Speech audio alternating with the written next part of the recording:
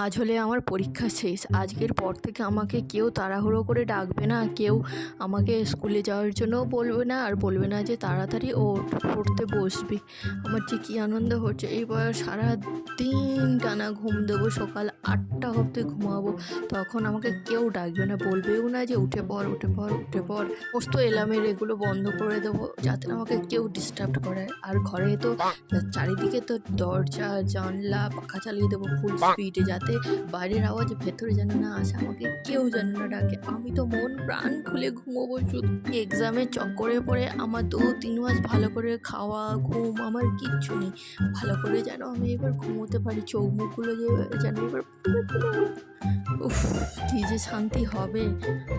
তাও ঠিক, কিন্তু পরীক্ষার পরে তো সেই তো ঘুম তো ভেঙেই যায়। সকাল হলে কি আর ঘুমোবো? এমনি থেকেই ঘুম ভেঙে যাবে, আর লোকে কি ডাকবে আমাকে? ধেড় ব্যাং।